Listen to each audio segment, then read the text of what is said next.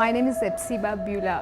Before I was a Hindu girl doing a lot of idol worship, and I was like completely a traditional girl, like accepting what father says, what elder says, and I was used to respect all those things. And after coming to the Lord, and I stopped the tradition. I completely stopped the tradition, and I just entered into the love and compassion of the Lord. My parents arranged for the marriage, and it was like a 2 months gap from the arrangement to the marriage. And immediately after marriage, like he said, like I don't like you. I just want to leave, and he left. Even I was pleading him, I was begging him, and I was asking him to come back, but it never happened. If he is not going to come to me, I want to die that. If he is going to be separated from me, I should die. The day I was about to kill myself, I was watching a TV channel, and immediately she started like, here one girl is crying. You have been separated with your husband and you are planning to die now, but you are not going to do that. Immediately I called to one of my Christian friends, and she shared with me the gospel. On the spot, I accepted Lord as my Savior. The next moment, I felt free from the burdens and all kind of thoughts, and everything left me. Praise lord అండి. దేవునికి మహిమ కలుగును గాక. ప్రార్థన చేసుకుందాం.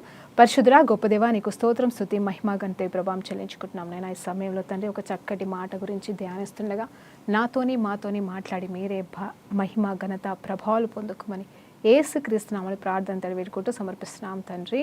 ఆమేన్. Praise lord అండి. దేవునికి మహిమ కలుగును గాక.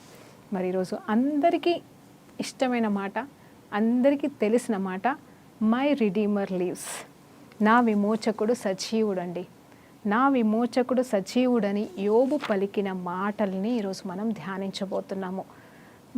మళ్ళీ చెప్తున్నానండి, యోబు గురించి ఆలోచన చేస్తే ఇంచుమించు 42 అధ్యాయాల్లో మనం చూసినప్పుడు తన జీవితం ఫస్ట్లో ఎలా ఉంటుందంటే, కొన్ని సంవత్సరాల పాటు ఆనందకరంగానే ఉంది. ఆస్తి, దేవునితో నడుస్తున్నాడు, తన బిడ్డలు చేసిన తప్పులు ఒప్పుకుంటున్నాడు, యథార్థవంతుడు, దేవుడే సాక్ష్యం చెప్తున్నాడు. అంత మాత్రమే కాదు, ఆ తర్వాత చూస్తే తనకు వచ్చిన శ్రమల్ని బట్టి, దేవుడు అనుమతించిన దాన్ని బట్టి ఒక్కరోజులో సమస్తం కోల్పోయాడు. కానీ నా దేవుడు విమోచకుడని మాట్లాడుతున్నాడు. యోబు లాంటి వారు ఎంతమంది ఉన్నారో నాకు తెలియదు, కానీ యోబు శ్రమలతో పోల్చుకునే వాళ్ళు మాత్రం చాలామంది ఉన్నారండి. ప్రతి చిన్న సమస్యకి, పెద్ద సమస్యకి, అంటే మీ సమస్యల్ని చిన్నవని నేను అనను, మీ సమస్యలవి నేను తక్కువ చేసి మాట్లాడట్లేదు. మీరు ఎదుర్కొంటున్నది మీ శక్తికి భరించలేంది కావచ్చు. దానివల్ల మీరు ఎన్నిసార్లు చచ్చిపోవాలని ప్రయాసపడ్డారో, చనిపోవడానికి అడుగులేశారో, భరించలేక లోకాన్ని విడిచిపెట్టాలనుకున్నారో, నేను కాదనట్లేదు. కానీ ప్రతిసారి మనకి ఏ సమస్య వచ్చినా, ఏ సమస్యలో మనం ఉన్నా యోబుతో పోల్చుకుంటామండి. ఇక్కడ మాత్రం పక్కా పోల్చుకుంటాం. పోల్చుకోవాల్సిన వారమే, కరెక్టే. కానీ దయచేసి మిమ్మల్ని చేతులెత్తి అడుగుతున్నాను, యోబు నీతిమంతుడండి. ఆ విషయంలో మాత్రం మనం పోల్చుకోవడానికి లేదు. నిజమే, కొత్త నిబంధన ప్రకారంగా ఆయన కార్చిన రక్తం, యేసయ్య కార్చిన రక్తం ద్వారా మనం నీతిమంతులుగా మార్చబడ్డాం. ఇది సత్యమే, నేను కాదనట్లేదు. కానీ పాత నిబంధనలో చూసినప్పుడు యేసు ప్రభు వారే, జాగ్రత్తగా వినాలా. ఇది ఎందుకు నేను చెప్తున్నాను అంటే, ఇది ఈరోజు చెప్పమని దేవుడే చెప్తున్నాడు. యోబు భక్తుడి గురించి ఎవరు సాక్ష్యం ఇచ్చారు చెప్పండి. అబ్రహామునేమో స్నేహితుడు అంటున్నాడు, మరి తర్వాత ఇస్సాకుని మరి దేవుడు స్నేహితుడిలాగా చూస్తూ ఉన్నాడు. అంటే విధేయత కలిగిన వాడిగానే మరి తన ప్రతి అడుగులో తోడై ఉన్నాడు. అలాగే యాకోబుని కూడా ఏదో ఒక పేరుతో పిలుస్తూనే ఉన్నాడు. ప్రతి ఒక్కరిని ఏదో ఒక పేరుతో పిలుస్తున్నాడు. అలాగే దావీదుని నా హృదయానుసారుడు అంటున్నాడు. ఎవరిని విడిచిపెట్టలేదండి బైబిల్లో దేవాది దేవుడు. కానీ ఇక్కడ ఈ వ్యక్తి గురించి, యోబు గురించి దేవుడు చెప్తున్న మాట ఏంటంటే, ఈ లోకంలో ఇలాంటి నీతిమంతుడు లేనేలేడు. నీతిమంతుడు పాపం లేనివాడిగా మరి యేసు ప్రభువారు మరి తండ్రి స్థానంలో నిలబడి తండ్రి చెప్తున్న సాక్ష్యం అండి. అప్పుడు లూసిఫర్, సాతాను మాట్లాడుతున్న మాట ఏంటి తెలుసా? నువ్వు అన్నీ ఇచ్చావు కాబట్టి అలా నీతిమంతుడు ఉన్నాడు.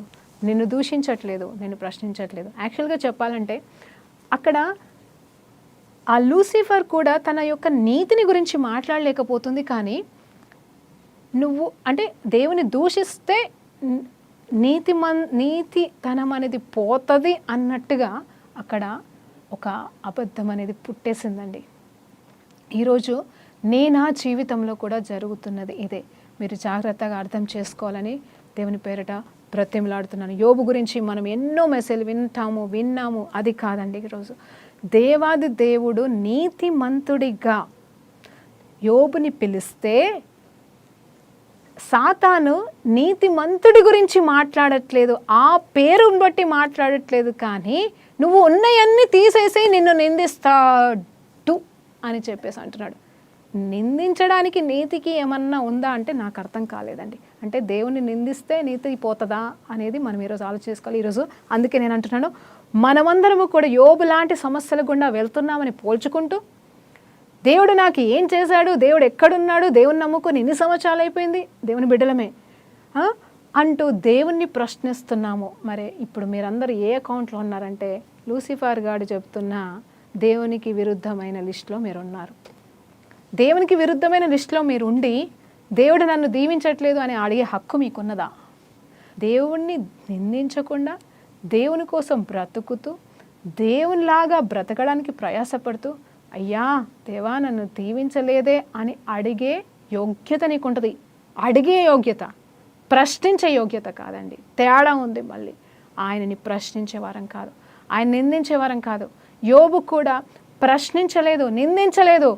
ఒక సిచ్యువేషన్ వచ్చేసరికి, అయ్యా ఎందుకయ్యా నాకు ఈ శ్రమలు, ఎంతకాలం అయ్యా, నేనేం చేశానయ్యా అని అడుగుతున్నాడే కానీ నిందించట్లే. అందుకోసమే యోబు ఎన్ని శ్రమల గుండా వెళ్ళినా కూడా దేవుణ్ణి ప్రశ్నించలేదు, దేవుడు ఎక్కడా అని అడగలేదు.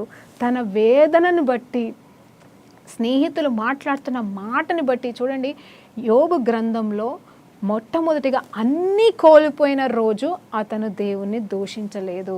యెహోవా ఇచ్చను యెహోవా తీసుకొనెను. అన్నీ కోల్పోయిన దినమే, సంవత్సరాల నుండి సంపాదించిన ఆస్తి అంతస్తు మాత్రమే కాదు, మరి తన ఆరోగ్యం కూడా పోయింది, పిల్లలు పోయినా కానీ యెహోవా ఇచ్చెను యెహోవా తీసుకొనెను అన్నాడు. నువ్వు అలా అంటావా? యోబు సమస్యలతో పోల్చుకుంటున్నావు కానీ నువ్వు అలానే పోల్చుకుంటున్నావా నువ్వు? అది నాకు కావాలి. ఈరోజు దేవుడు అడుగుతున్నాడు. దేవునికి మహిమ కలుగును గాక. ఇంకొక మాట, మరి యోబు యొక్క భార్య కూడా మరి ఎందుకు ఇలా చేస్తున్నావు అని చెప్పేసి అన్నప్పుడు అక్కడ కూడా ఎందుకమ్మా నువ్వు ఇలా మాట్లాడుతున్నావు, మరి మనము దేవుడి నుండి వచ్చే మేలే పొందుకుందామా, కీడుని కాదంటావా అని ఆమెకి సలహా ఇచ్చి సరిచేశాడు. హల్లెలూయా. మరి నువ్వేం చేస్తున్నావు? ఈ దేవుని నమ్ముకున్నందుకు నాకు ఏం మిగిలింది ఏంటని నువ్వు వెళ్తూ నీ భార్యను కూడా లాక్కొని దేవుడికి వెళ్ళి దూరం వెళ్ళిపోతున్నావా, లేకపోతే ఆయనలాగా నిలబడుతున్నావా? మళ్ళీ ప్రశ్నిస్తున్నాను, యోబుతో పోల్చుకుంటున్నావా నీ సమస్యని బట్టి? మరి నీ నీతిని బట్టి ఎవరితో పోల్చుకుంటావు? హల్లెలూయా. దేవునికి మహిమ కలుగును గాక. ఇప్పుడు సమస్యలు వచ్చాయి మనకి. దేవుడు ఒక విశ్వాసం ఉంది, యోబుని దీవించిన దేవుడు నన్ను కూడా దీవిస్తాడు, యోబుకి ఇచ్చిన దేవుడు నాకు కూడా ఇస్తాడు, యోబుని రిస్టోర్ చేసిన దేవుడు నిన్ను కూడా రిస్టోర్ చేస్తాడండి. 100% చేస్తాడు. దేవుడు పక్షపాతి కానే కాదు. ఇంకా అప్పుడు రక్తం లేదు, ఇప్పుడు యేసయ్య రక్తం ఉంది. అప్పుడు ఇంకా మనమందరం నీతిమంతులం కాదు, ఇప్పుడు మనమందరం నీతిమంతులమైన, కాబట్టి ఖచ్చితంగా చేస్తాడు. కానీ నువ్వేం చేయాలి అంటే యోబులాగా జీవిస్తావా? పాత నిబంధన యోబులాగా చివరి వరకు నమ్మకంగా నువ్వు ఉంటావా? హల్లెలూయా. ఆ రీతిగా అందుకే ప్రకటన గ్రంథంలో కూడా నీకు జీవ కిరీటం ఇస్తాను, నువ్వు అంతం వరకు నమ్మకంగా ఉండు, నువ్వు శ్రమల్లో కూడా నిలబడు, నీకు తెల్లటి వస్త్రం ఇస్తాను, లేకపోతే నీ పరలోకంలో నీ పేరు లిఖించబడుతుంది, జీవగ్రంథంలో నీ పేరు ఉంటుంది, నీకు కొత్త పేరు పెడతాను అన్నీ చెప్తున్నాడు. ఎందుకు? నువ్వు సహించు, నువ్వు సహించు, నువ్వు సహించు, నువ్వు సహిస్తేనే అంటున్నాడు. ఇక్కడ యోబు సహించాడు, ప్రశ్నించలేదు, వేదనతో దేవా ఏంటి ప్రభు అని గోజాడాడు. అలాగే యోబు 19వ అధ్యాయంలో 25 నుండి 27వ వచనానికి మరి మనం వెళ్తున్నాం. ఈరోజు ఈ మాట నేను ఎందుకు ధ్యానించాలనుకుంటున్నానంటే, కేవలం మై రీడీమర్ లీవ్స్ అని పాట పాడితే సరిపోదు, నా విమోచకుడు సజీవుడు కాబట్టి నా దేవుడు కాపాడుతాడంటే సరిపోదు. నేనేమంటే ఆయన కాపాడుతాడు, ఆయన దగ్గరికి వచ్చిన వాళ్ళని ఎవరిని త్రోసివేయడండి. ఖచ్చితంగా నువ్వు అడిగావా ఆయన చేస్తాడు, నువ్వు పాపంలో ఉండి ప్రార్థన చేస్తే ఆయన నీకు జవాబిస్తాడండి. నేను నమ్ముతున్నాను ఈ విషయంలో. కానీ నువ్వు ఆయన జవాబు పొందుకున్న తర్వాత, అరే పాపంలో ఉన్నా కూడా దేవుడు క్షమాపణ అంటే జవాబు ఇచ్చాడు కాబట్టి నేను పాపంలో ఉన్నా పర్వాలేదని నువ్వు పాపం చేస్తున్నావేమో జాగ్రత్త. ఎందుకంటే దేవుడు ప్రతి విషయంలో చూస్తాడు, ప్రతి విషయంలో లెక్క అడుగుతాడు. దేవునికి మహిమ. అయితే నా విమోచకుడు సజీవుడు, తరువాత ఆయన భూమి మీద నిలుచుననియు నేనెరుగుదును. ఇలాగూ నా చర్మము చీకిపోయిన తర్వాత శరీరముతో నేను దేవునిని చూసేదను. చూడండి, అక్కడ ఎంత మంచిగా మాట్లాడుతున్నాడు. నా మట్టికి నేనే చూసేదని అంటున్నాడు. మరి ఎవడును కాదు, నేనే కన్నులారా ఆయనను చూసేదను. నేను అనుకుంటున్నాను ఈ మాటను బట్టి దేవుడు ఇంకా గణపరచబడ్డాడండి. తన వేదనలో శ్రమల్లో కూడా ఇప్పటికి కూడా ఆయన ఏమంటున్నాడు తెలుసా? అప్పటిదాకా లాస్ట్ ఒక మాట ఉంటుందండి, యోబు భక్తుడు జస్ట్ అప్పటిదాకా విన్నాను ప్రభా, నేను ఇప్పుడు చూస్తున్నానని ఒప్పుకున్న మాట గురించి మనం ధ్యానిస్తాం. కానీ ఇక్కడ ఆల్రెడీ తన శ్రమల్లో శోధనలో కూడా తన ప్రార్థన అండి ఇది, తన విజ్ఞాపన, తన మూలుగుడు అండి. తను మరి చేతులెత్తి ప్రార్థించే శక్తి లేదు, మరి మోకరించి ప్రార్థించే శక్తి లేదు. అలా పడిపోయి శవంలాగా పడి ఉండి పుళ్ళతో ఉన్న పరిస్థితిలో ఆయన పలుకుతున్న మాట ఏంటంటే, ఇదిగో నా విమోచకుడు సజీవుడు, ఎందుకంటే ఆయన ఈ భూమి మీద ఉన్నాడు నాకు తెలుసు. అంత మాత్రమే కాదు, ఆయనను నా చర్మం అంతా ఇంకా పిలిగిపోయినాను అంటే కొంచెం పోతుందేమో అండి యేసయ్య శరీరం. హల్లెలూయా. నిజంగా నాకు ఒక్కటే అర్థమవుతుంది, నీతిమంతుడు ఒక్కడునూ లేడు ఈ లోకంలో, ఒక్కడునూ లేడు. అందుకోసమే యేసు ప్రభు తప్ప వేరేనే వాళ్ళు లేరు. ఆయన శరీరం ఎట్లా దున్నబడిందో అలాగే ఈయన శరీరం దున్నబడుతుందండి. నిజంగా చెప్పాలంటే ఆయన మాటల్లో అర్థమైపోతుంది. కానీ అక్కడ మరి యేసయ్య శరీరం దున్నడానికి అంటే అలా ఆయనని కొట్టడానికి మరి పరికరాలు వాడి ఉంటారేమో. కానీ ఇక్కడైతే దేవుని మాట సాతానికి ఇవ్వడం వల్ల సాతాను వేసిన బాణం మొత్తం దానిని మరి రిక్తునిగా చేసేసిందండి. ఇలాగూ నా చర్మము చీకిపోయిన తర్వాత శరీరముతో నేను దేవుడిని చూసేదని అంటున్నాడు. ఇప్పుడు మీరేమంటున్నారు? దేవుడు ఎక్కడ దేవుడు, ఏమి దేవుడు, ఎలా దేవుడు, ఎందుకు దేవుడు? క్రైస్తవులారా చెప్పండి, నాకు ఈరోజు జవాబు ఇవ్వాల్సిన వారిగా మీరు ఉన్నారండి.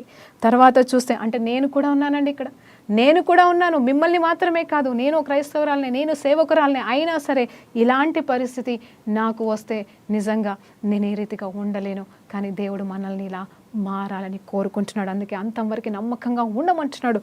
అది మనం తెలుసుకోవాల్సిన వారం మనం. అయితే ఇలా ఈ చర్మం ఇంకా చీకిపోయినా సరే నేను మాత్రము నా దేవుడిని చూసేదను అంటున్నాడు. తన శరీరం కుషించిపోయినా పర్లే, నా దేవుడిని నేను చూస్తాను అని ఒక విశ్వాసం. ఏంటంటే పాపంలో పడట్లే, పాపం ఇంకా చేయట్లే. ఎందుకంటే శుద్ధ హృదయం కలిగిన వారు ధన్యులు, వారు దేవుని చూసేదంట. అంటే తన హృదయాన్ని పాపంలోకి నడిపించలేకపోతున్నాడు, పాపం చేయట్లేదు. మాట వలన కానీ, క్రియల వలన కానీ, తలంపుల వలన కానీ, ఇతరులతో ముచ్చటించే విషయంలో కానీ, ఇతరులకి జవాబు ఇచ్చే దగ్గర కూడా అతను దేవుణ్ణి నిందించట్లేదు, ప్రశ్నించట్లేదు. సరిగదా? ఆయన ఏమంటున్నాడు? పర్వాలేదు, నా స్థితికి ఏదైనా నువ్వు పర్వాలేదు, నా స్థితికి కారణం దేవుడికి తప్ప ఎవరికి తెలియకపోవచ్చు, నాకెందుకు అనుమతించాడో నాకు తెలియదు, నేనైతే అన్ని చేశాను, ఆయన ఎందుకు అనుమతిస్తాడు నాకు తెలియదు, నేను అడుగుతాను ఒకవేళ ఆయన కనిపిస్తే అంటున్నాడే. కానీ అది పగ ప్రతీకారంతో నీలాగా నాలాగా దేవుడి మీద అలిగి కాదండి. ఇది మనం తెలుసుకోవాలి. తర్వాత చూస్తే నా మట్టుకు నేనే చూసాను, రెండోసారి అంటున్నాడు. చూడండి, నేనే చూస్తాను దేవుణ్ణి, నా మట్టుకు నేనే చూసేదను, మరి ఎవరునూ కాదు, నేనే కన్నులారా ఆయనను చూసేదని అంటున్నాడు. 3 సార్లు ముచ్చటగా అలాంటి దీన స్థితిలో అక్కడ స్నేహితులు, ప్రాణమిత్రులు, అప్పటి వరకు యథార్థవంతుడు, మంచోడు అని పొగిడిన వాళ్ళు ఆయన నిస్సహాయ స్థితిని బట్టి, ఈరోజు అతను అనుభవిస్తున్న పరిస్థితిని బట్టి వచ్చి నువ్వు ఏదో పాపం చేసావు, అందుకే ఈ పరిస్థితి వచ్చింది, దేవుడు వెక్రించబడాడు, దేవుడు పిచ్చోడు కాదు, అందుకే నీకు అనుమతి, దేవుడే నాశనం చేశాడు, దేవుడే నిన్ను ఇట్లా చేశాడని వాళ్ళు పొడుస్తున్నారండి. పొడుస్తున్న మాటలకి వేదన పడుతూ దేవుణ్ణి ఏమనలేక, తన్ను ఏమనుకోలేక ఇంకా నిరీక్షణతో మాట్లాడుతున్నాడు, నా దేవుణ్ణి నేను చూస్తాను అని. అందుకోసమే ఈ 19వ అధ్యాయంలో చేసిన ఈ ప్రార్థనని 42వ అధ్యాయంలో మరి దేవుని దగ్గర సాగిల పడమండి. దేవుడు కనిపిస్తే మనం ఏ పాటి వారమండి? కనిపించిన సమయంలో మరలా ఒప్పుకొని, అయ్యా క్షమించయ్యా నేను నోరు తెరిచి నిజం చెప్పాలంటే దేవునికి విరుద్ధంగా ఆయన మాట్లాడలేదు.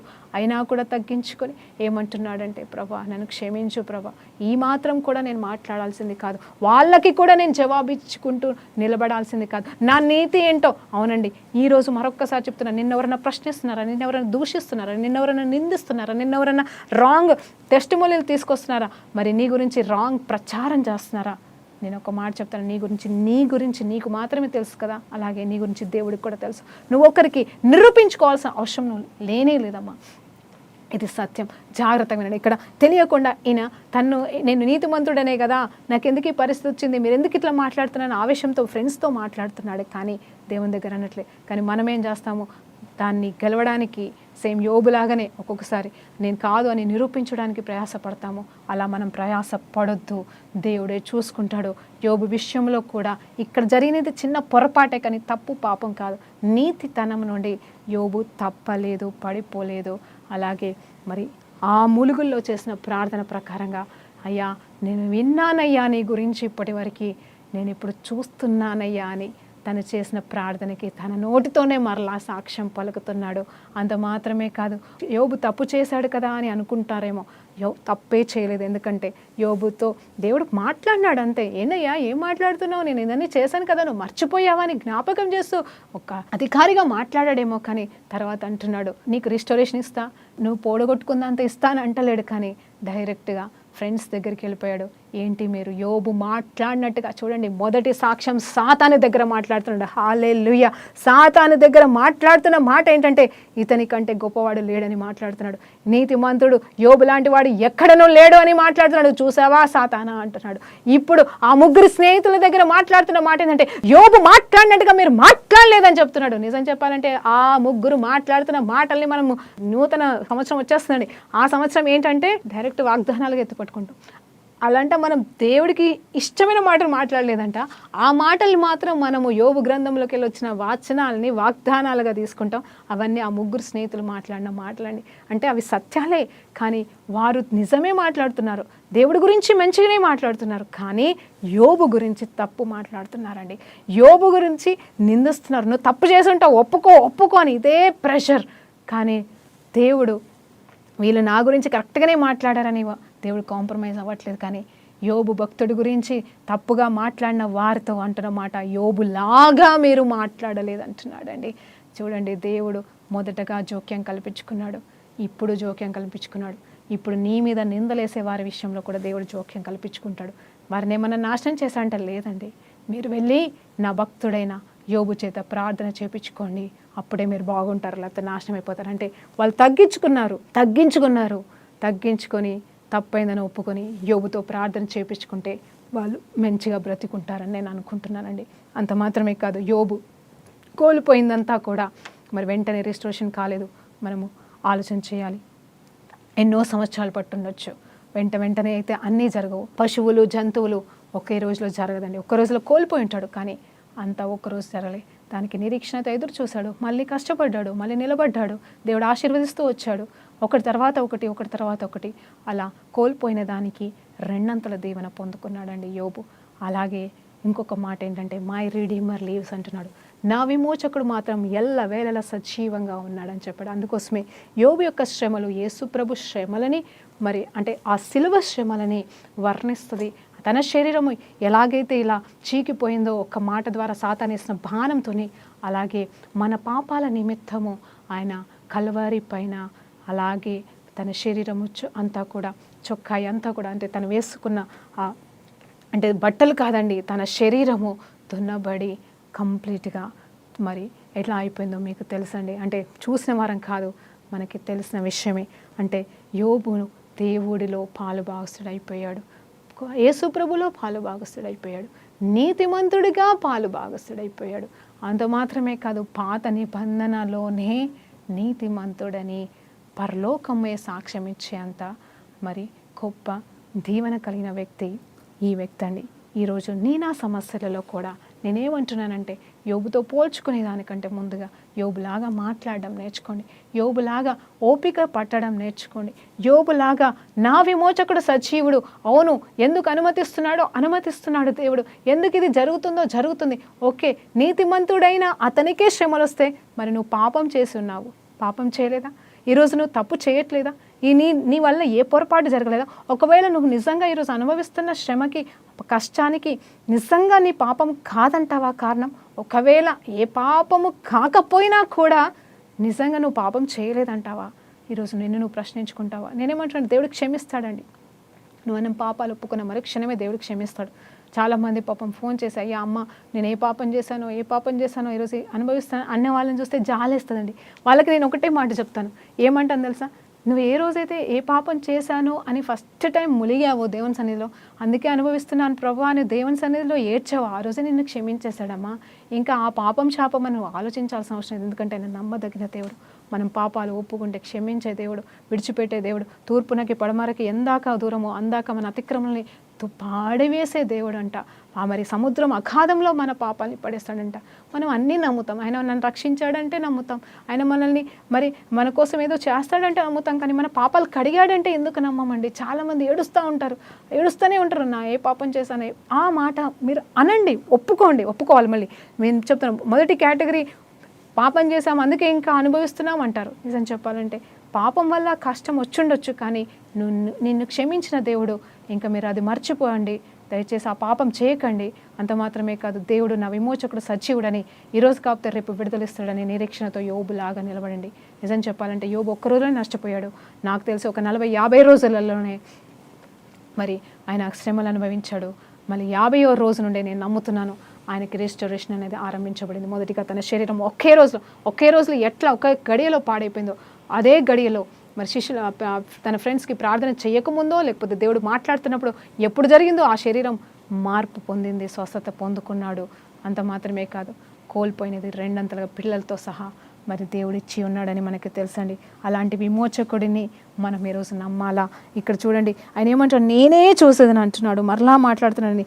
మరి ఈ చర్మంతోనే అంటే నా సమస్యని ఎట్టున్నా సరే నేను మాత్రం పాపం వైపు చూడను, నేనేమైపోయినా పర్లేదు, నేను దేవుణ్ణి నిందించను, నా జీవితం ఎట్లా ఉన్నా సరే అని మనం నిలబడాలి. చాలామంది చేతబడి శక్తులతోటి ఇబ్బంది పడే వాళ్ళు ఏం చేస్తున్నారంటే, నేను చాలామందిని గమనించాను, ఇక్కడ విడుదల రావట్లేదు. ఎంతోమంది పాస్టర్లతోటి ప్రార్థన చేయించుకున్నా కానీ చేతబడి విడుదల కావట్లేదంటే ఇంకా తట్టుకోలేక ఏం చేస్తున్నారు, విశ్వాసులే, క్రైస్తవులే తట్టుకోలేక మళ్ళీ ఇక్కడ విడుదల కావట్లేదని ఎక్కడికి పోతున్నారండి, మళ్ళీ సాతాన్ ఆ స్థావరంలోకి వెళ్ళిపోతున్నారు, ఇంకో మాంత్రికుడి దగ్గరికి పోతున్నారు. ఎవరు వెళ్తున్నారు? మన వాళ్ళే వెళ్ళిపోతున్నారు. వెళ్తే బాగైందంటే బాగైంది, కానీ 2వ రోజు ఏం తెలుస్తుంది తెలుసా అండి? 2 దయ్యాలు, ఒక్క దయ్యంతో పోయినావేమో నువ్వు 2 దయ్యాలను తెచ్చుకుంటున్నావు, ఆ విషయం నీకు తెలియట్లే. కానీ ప్రభా, బ్రతికినా నువ్వే, చచ్చినా నువ్వే, ఏ పాస్టర్ విడిపించకపోయినా పర్లేదు. సరే, కొంతమందికి వరాలు ఉన్నాయండి, వాళ్ళు విడిపిస్తారేమో, కొంతమంది విడిపించలేరేమో, అది మా చేతిలో లేదండి. మేమే పాటివారం అండి, మేమేమి కాదు, మేము ప్రార్థన చేయడం మా వంతు, కార్యాలు చేయడం దేవుని వంతు. ఒకవేళ ఆ వరం చేత మేము నింపబడిన అందరికీ కోసం ఆ వరం పని చేయాలని కూడా లేదు. ఎందుకు ఏంటి అంటే మేము చెప్పలేము. కానీ ఒకటి మీరు నమ్మండి, పాస్టర్లని సేవకులని మాత్రం కాదు, కానీ దేవుణ్ణి నమ్మండి. ప్రభా, విడిపించినా సరే, మేము బంధించబడినా సరే, కానీ మేము మాత్రం ఆ వారి దగ్గరికి వెళ్ళము, వేరే దగ్గరికి వెళ్ళము, కానీ కేవలం నీ వైపే చూస్తాము. నువ్వు విమోచకుడు, బ్రతికినా నువ్వే, చచ్చినా నువ్వే ప్రభా, ఇంకా నాకు తెలీదు ప్రభా అని చెప్పి సమర్పించుకుంటే, నీకేమున్నా లేకపోయినా, స్వస్థత వచ్చినా రాకపోయినా, నువ్వు బ్రతుకున్నా చచ్చిపోయినా సరే, నువ్వు ఏ క్షణము ఆ వ్యాధితో నువ్వు చనిపోయినా, ఆ శ్రమతో చనిపోయినా, ఆ చేతబడి శక్తులతో నువ్వు ఒకవేళ చనిపోయినా, క్షమించండి మాట అంటున్నందుకు, పరలోకానికి మాత్రం నీకు ద్వారం తెరవబడి ఉంటుంది. కానీ నువ్వు పొరపాటున నువ్వుగా ఎక్కడికైనా వెళ్తే మాత్రం అటు ఆ ద్వారము మోయబడుతుంది, ఇటు నాశనానికి గురైపోతావు, నీకు స్వస్థత అనేది ఇంపాసిబుల్ అయిపోతుంది. చూడండి, ఎన్నో సత్యాలు తెలిసి కూడా తెలియక బ్రతుకుతున్న వాళ్ళారా, దయచేసి మనము అన్య దేవతల వైపు, ఆచారాల వైపు మనం వెళ్ళడానికి వీల్లేదని దేవుని పేరిట బ్రతిమలాడుతున్నాను. అయితే 2 వచనాలతో మరి ధ్యానించి ముగించుకుందామండి. ఏషియా రాసిన గ్రంథం 54వ అధ్యాయం 5 నుండి 8 వచనాల వరకు చూసినప్పుడు అక్కడ కూడా ఎంత చక్కటి మాట అంటాడంటే, వాళ్ళకి ఆదరణ ఇస్తూ ఉన్నాడు. అంటే ఆల్రెడీ నష్టమైపోయి, భ్రష్టత్వం అయిపోయి, అంటే ఇజ్రాయెల్ దేశం అంతా కూడా మరి అపవాది చేతిలో కాదు, కానీ శత్రువుల చేతిలో అండి. శత్రువు అంటే అన్య రాజుల చేతిలో మరి శిక్షను పొందుకుంటూ మరి బందీలైపోయిన పరిస్థితిలో ఉన్న వారికి దేవుడు వాగ్దానపూర్వకంగా మరి ఇస్తున్న మాట ఈ ఏషియా 54వ అధ్యాయం ఏంటంటే, మిమ్మల్ని దీవిస్తాను, మిమ్మల్ని ఆశీర్వదిస్తాను, మీ దగ్గరికి వస్తాను, మీరు ఇప్పటివరకు ఎన్నో కష్టాలు అనుభవించారు, నేను క్షణమాత్రమే మిమ్మల్ని విడిచిపెడితేనే, కానీ ఇక మీదట మిమ్మల్ని విడిచిపెట్టను. మీరు చేసిన తప్పులు, పాపాలు, బాల్యంలో చేసిన పాపాలు మీరు మర్చిపోండి, మేము మీకు గుర్తు చేయను, ఎందుకంటే మీ విమోచకుడైన వాడను నేను, మీ దేవుడనని పిలువబడుతున్న వాడను నేను అంటున్నాను. అంటున్నాడు. ఇక్కడ విమోచకుడను, నీ విమోచకుడను నేను అని చెప్పేసి మాట్లాడుతున్నాడు. ఒక స్త్రీతో భర్త మాట్లాడినట్టుగా మరి మాట్లాడుతున్నాడు మనతో. ఆయన ఏమంటున్నాడంటే, నేనున్నాను కదా నీకేలా చింత అని మాట్లాడుతున్నాడు. ఇదిగో నీ భర్తగా నేను ఉన్నాను, నీ విమోచకుడను, నీ దేవుడనని నా పేరు అని చెప్తూ మాట్లాడుతున్నాడు. ఆయన ఇంత గొప్ప విమోచకుడు, ఇజ్రాయెల్ దేశానికి విమోచకుడయ్యాడు. నీకు నాకు కూడా విమోచకుడిగా ఉంటాడు. కొరింథీ రాసిన పత్రిక 1వ అధ్యాయం 31వ వచనంలో కూడా ఎంత చక్కటి మాట ఉంటుందంటే, అక్కడ పౌలు భక్తుడు రాస్తాడు ఏంటంటే, ఆయనే మనకి ఏమయ్యాడండి, పరిశుద్ధతయు, నీతియు, విమోచనయు, అలాగే సమస్తము ఆయన అని అంటాడు. అంటే ఆయన మనకేమయ్యాడంట, మనమేమీ కాలేమండి, మనం పరిశుద్ధంగా మారలేము, మనం పరిశుద్ధులం కాలేము, కానీ ఆయన మన కోసం పరిశుద్ధుడయ్యాడు, ఆయన మన కోసం విమోచన అయ్యాడు, ఆయనే మన కోసము మరి ఏమైపోయాడు అంటే పరిశుద్ధత అయ్యాడు. హల్లెలూయా.